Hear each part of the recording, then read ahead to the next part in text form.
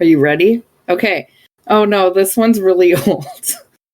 Oh, good. It's highlighted at the top that it's more than 3 years old. What is it from? You know what? This is Chelsea in a Fringey Mini. I'm just going to read it. It's from theguardian.com. U.S. cruise ships using Canada as a toilet bowl for polluted waste. I'm sure it's still relevant. From the comfort of cruise ships, a typical trip to Alaska offers magnificent views of glaciers and untamed national parks and visits to quaint seaside towns. For years, these draws have made cruises to Alaska the most booked U.S. holiday. But the journey to those pristine areas, which involves sailing along Canada's west coast for 2 or 3 days, is leaving behind a trail of toxic waste, including within marine protected areas, which is MPAs, according to new research. More than 31 billion liters, 8.5 billion US gallons, I didn't need to read that, a year of pollution is estimated to be discharged off the west coast of Canada by cruise ships on their way to and from Alaska, according to a report by the environmental organization Stand.Earth and West Coast Environmental Law, WCEL. There's this perverse incentive to treat Canada like a toilet bowl, says Anna Barford, Canada shipping campaigner at Stand.Earth. They're just using us like a highway and tossing stuff left, right, and center. Across Canada's 151,000 mile,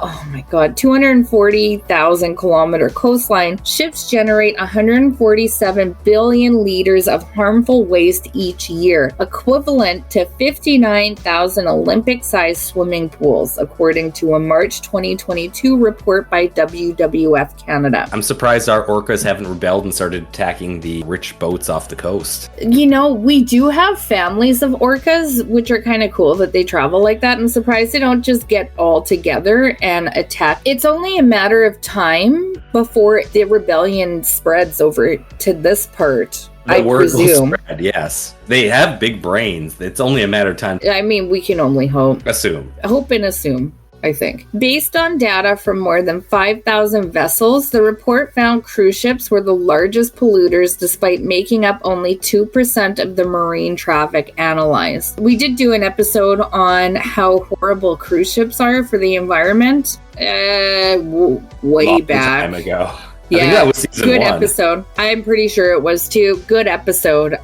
So this is a great episode to follow up on, kind of, even though this is from 3 years ago. Cruise ship pollution includes large volumes of toxic sewage from toilets, gray water from sinks, showers and laundries, and bilge water, the only liquid that collects at the lowest part of the ship. That is disgusting. What liquid is collecting there? By far the largest source of pollution identified in the WWF report was from so-called scrubbers, devices installed to remove exhaust gases such as sulfur oxide and nitrogen oxide, as well as particulates from the heavy bunker oil used as marine fuel. So it's just taking all the worst parts of the oil and putting it in the ocean. Gotcha. Yeah. The scrubbers create an acidic wastewater containing a cocktail of chemicals. On a 1-week trip to Alaska and back, the Canadian coast, a cruise ship will generate nearly 200 liters of waste from scrubbers, according to Stand.Earth and WCEL report. While ships can decide whether to discharge at sea or within a port, most waste from scrubbers is dumped as it's generated. Why give cruise ships the choice to just dump it wherever they want? Like, why is this not done more, like, ethically? You know what? On a little sub thing here, I mean, it's a mini. I just have to say it, though. I'm actually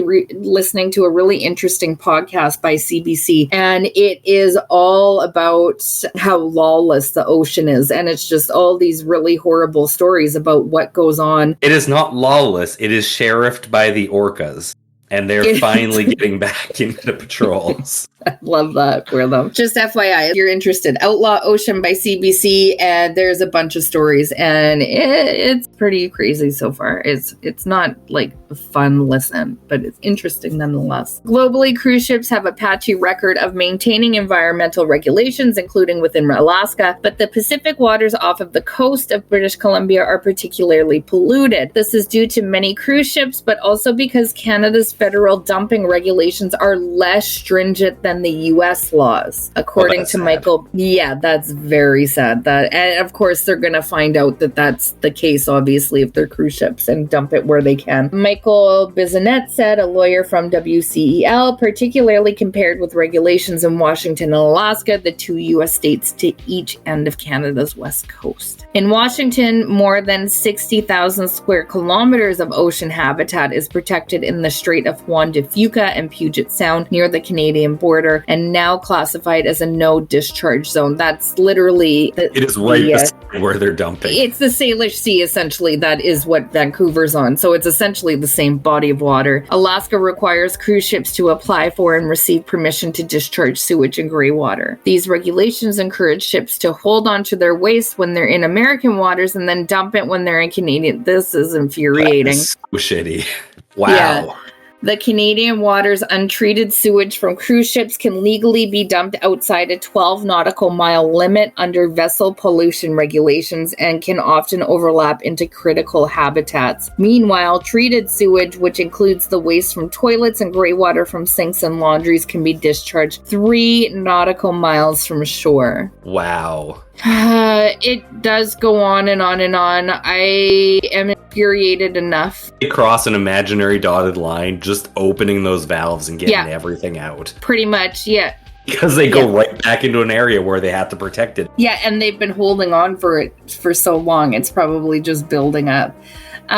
So that's my disturbing... Fringey Mini. It's been a while since we've covered how horrible cruise ships are for the environment. So I thought we just needed a brief reminder. I just thought it was in general, but no, this is particularly they're entirely shitty to our coast that is right beside us. Yeah, I'm really feeling like I should write a letter probably to some politician about this. Yeah. Probably. Yeah, I think that's actually warranted. Yeah. But, like, what the hell is the industry going to do with their poop and their oil scrubbers if we say no, not here? I'm genuinely curious because it seems like their only way to meet the standards in the US is to put everything in Canadian water. Yeah. Like, is there going to be a part of the cruise where they just go, like, 20 miles out and dump everything and then come back? Still creating the pollution no matter, like, what our laws are. And that's just how bad cruise ships are for the earth, right? And it doesn't solve what they do with it. It just, they're just going to go dump it somewhere else. And there's a certain part of waters, as we probably talked about in the cruise ship episode, and on what I've been listening to, there's a certain point where countries don't give a shit about, like, ocean that's not near their country. They don't care what's going out there. Hey, you guys got 48 hours. Maybe you go 200 nautical miles out and just see how lawless that place is. I hear you can get the bootleg version of Journey to the Fringe out there. Better go check. Let's go find out. Bye. Bye.